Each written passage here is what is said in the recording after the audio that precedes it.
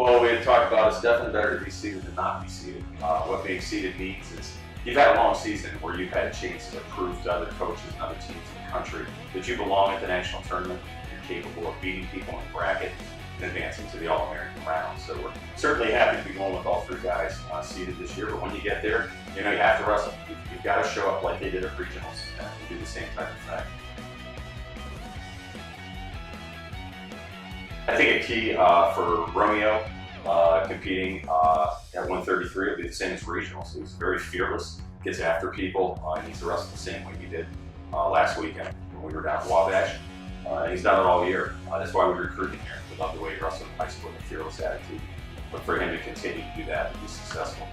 Jamie's been there before. He's been very eager to get back the last 2 years. Jamie's terrific on his feet. People know that. We need to execute on our feet and do well in that position. We'll have a lot of success. And Trevor has to showcase his athleticism. Last year at the national tournament, he had two of the best matches I think he's ever wrestled in his life. And it was because he got into scrambles and was able to display his athleticism. If he goes out there and pushes the pace and puts himself in situations where he can score, he'll get favorable results.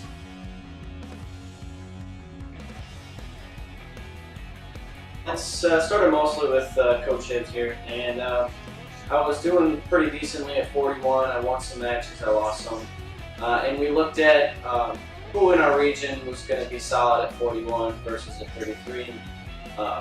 Coach Hibbs said I would do well at 41, but he said I would do so much better at 33. He really wanted me to meet my fullest potential, so I decided to make the cut. This last weekend, any kind of match I wrestle doesn't feel any different. It's just another opponent to me, and so I went out there and I wrestled the best I could.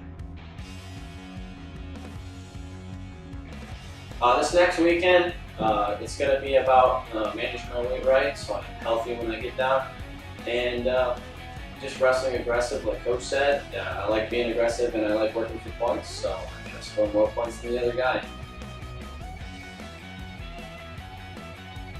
Well, there's no secret that I like lifting some weights. I like getting a little bigger and getting smaller. I like eating, so it's kind of natural for me to bubble up a little bit, put on some mass, and along with it, I've always been a guy in high school where I was the weak guy and I beat guys with technique.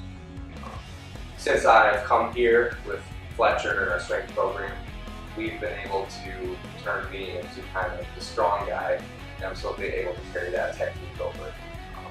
And a lot of heavier guys who aren't really used to the 157 style wrestling that I have at the higher weight class.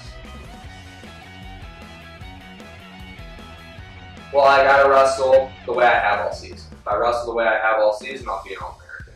I've been ranked top 8 all season for the most part, so if I wrestle to my ability, I'll be around there.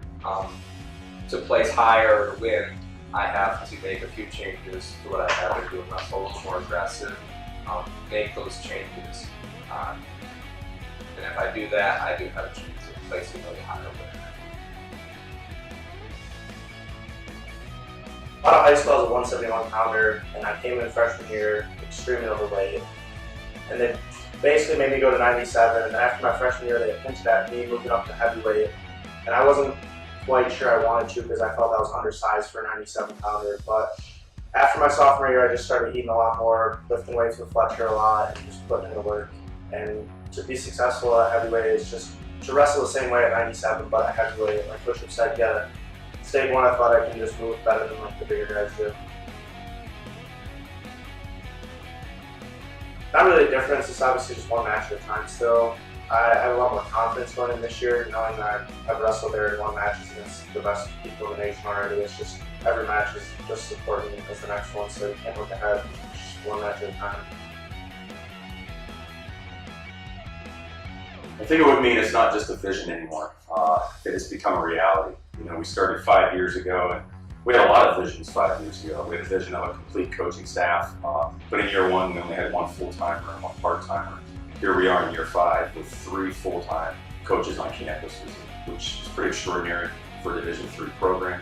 We had a vision of a tremendous wrestling facility, and in just a couple of months, our $3.7 million wrestling facility will be completed with the mats on the top floor, weight room on the bottom floor, new coaching offices, locker rooms.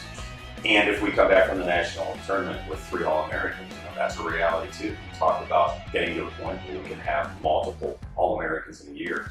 So I think we would go from vision to reality on a lot of our goals. And then after that, the next vision would become starting to look for a national championship. Because if you get to a point where you can have 3 All-Americans in a year, the next step is 4, 5, 6, which starts to put you in that conversation. So I would say vision to reality is what